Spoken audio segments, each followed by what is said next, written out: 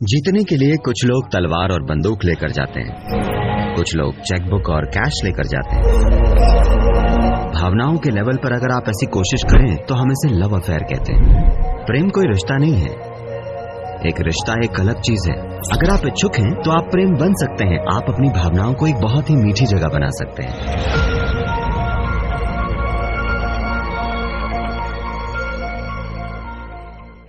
कुछ टीचर, कुछ गुरु, कुछ गाइड कहेंगे आप प्रेम कर सकते हैं पर आपको अटैच नहीं होना चाहिए। आप प्रेम कर सकते हैं पर शर्तें नहीं होनी चाहिए। तो इसके कई वर्जन्स हैं, मैं बस इसे समझना चाहती हूँ ताकि आप बार बार मेरे पास आती रहें। इसका एक आसान तरीका यह है कि आपको कुछ ऐसा बता दिया जाए जो आप न कर सकें। कोई ऐसी सीख दे दें जिस पर आप कभी अमल न कर पाएं।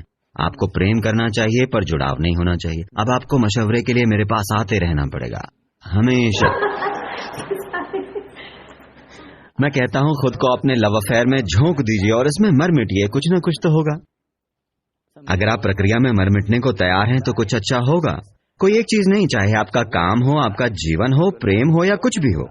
अगर आपको खुद को इसमें पूरा झोंकना नहीं आता तो आप कभी इनके स्वाद को नहीं जान पाएंगे। प्रेम करो पर जुड़ो मत।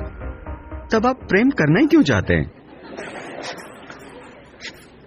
सिर्फ इसलिए क्योंकि आप किसी को अपने जीवन के, खुद के एक हिस्से के रूप में शामिल करना चाहते हैं, इसीलिए आप प्रेम करते हैं। नहीं, मैं प्रेम करता हूं पर मैं जुड़ा नहीं हूं। इसका मतलब है आपको मशवरे के लिए रोजाना आना पड़ेगा। ये एक मनोचिकित्सक के काम जैसा है। आपको जाकर हर रोज सोफे पर बैठना होता है। आपको इलाज चाहिए और उसकी एक फीस। मतलब ठीक है, आप प्रेम कर सकते हैं और अटैच भी हो सकते हैं। नहीं, मैंने ये नहीं कहा। ठीक है, मैं मशवरे के लिए वापस आ रही हूँ। तो आपने क्या कहा? देखिए, मैंने बस ये कहा, एक इंसान में प्रेम की ये जरूरत क्या है आपको समझना होगा। एक इंसान लगातार इंसान हमेशा उससे कुछ ज्यादा होने की चाहत रखता है जैसा कि वो अभी इस वक्त है। अगर ये चीज एक साधारण बुनियादी शारीरिक अभिव्यक्ति पाती है तो हम इसे सेक्सुअलिटी या कामुकता कहते हैं। कामुकता मतलब बस ये, शारीरिक रूप से आप किसी चीज को अपना हिस्सा बनाने की कोशिश कर रहे हैं जो आपका हिस्सा नहीं है। कुछ पलों के लिए आप सफल हो सकते हैं। अगर मानसिक रूप से आप ऐसा करें तो इसे लालच, जीत या बस सीधे सीधे शॉपिंग कह दिया जाता है। कुछ लोग जीतने के लिए तलवार और बंदूक लेकर जाते हैं, कुछ लोग चेकबुक और कैश और क्रेडिट कार्ड लेकर जाते हैं। बात यह है कि आप किसी चीज को अपना हिस्सा बनाना चाहते हैं, पूरा प्रयास इसी का है। चाहे आपको पैसा चाहिए या दौलत, या आप किसी देश पर कब्जा करना चाहते हैं, ये क्या है? कोई चीज जो आप नहीं हैं, आप इसे अपना बनाना चाहते हैं। आपका प्रयास इसे अपना एक हिस्सा बनाने का है।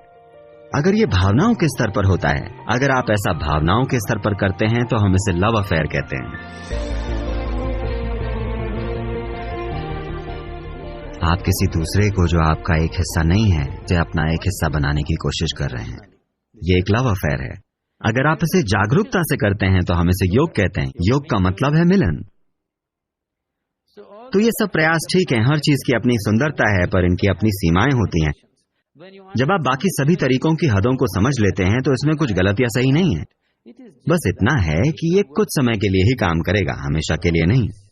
जब आपको यह एहसास हो जाता है तो आप जागरूकता से समावेश करने की कोशिश करते हैं। जब आप जागरूकता से शामिल करने की प्रक्रिया बन जाते हैं, अगर आप यहाँ बैठकर हर चीज को खुद के जैसा ही अनुभव करते हैं, तब आपको योगी कहा जाता है। ठीक है, तो ये एक सफल लव अफेयर है। आपने कहा प्रेम और शामिल करना। मुझे समझ नहीं आ रहा है कि मैं इस कमरे में सबसे प्रेम कैसे करूं। आप नहीं कर सकती। कुछ लोग ऐसे होते हैं जिन्हें आप प्रेम नहीं कर सकती। मैं मुश्किल से ऊपर तक देख पा रही हूँ। तो आप अपने प्रेम में सभी को कैसे शामिल करें? देखिए, क्योंकि आप प्यार को एक ऐसी चीज की तरह देख रही हैं जो आपको होता है, या आप प्यार की प्रक्रिया को होने देते हैं केवल इसीलिए कि आप किसी विशेष गुण की सराहना करते हैं। किसी की नाक का आकार, या उनके दिमाग का आकार, या उनके विचार, या उनकी भावना, या उनके बोलने का तरीका, या जिस तरह से वो काम करते हैं, या जैसे वो आपको देखते हैं, कुछ ऐसा। बहुत सारी चीजें हैं। ये उस पर निर्भर है जो आपको स्वीकार्य है। अगर उन्होंने कुछ ऐसा किया जो आपको स्वीकार्य नहीं है, तो प्रेम चटक के ढह जाता है। Now what I am saying is, I want you to look at this. Whether love happens to you or hate happens to you, anger. तो अब मैं ये कह रहा हूँ, मैं चाहता हूँ आप इस पर ध्यान दें। चाहे आपको प्रेम हो या नफरत हो या क्रोध हो या आपको दुख हो या आपको खुशी हो, ये सिर्फ आपके भीतर ही होता है ना? हाँ। ये कभी लोग कहते हैं प्रेम हवा में है, नहीं, क्योंकि आप अपनी भावनाओं में बहुत मधुर अनुभव कर रहे हैं। अचानक हवा उमंग भरी महसूस होती है, हमेशा से ऐसी है। आप पूरा जीवन इसे चूकते रहे, अब आप इसे महसूस करना शुरू कर देते हैं। ठीक है, तो इंसान का जो भी अनुभव है, प्रेम या घृणा, चाहे वो जो भी हो, ये सिर्फ आपके भीतर होता है। मैं ये कह रहा हूं कि कम से कम आपके भीतर जो होता है वो आपकी मर्जी से हो।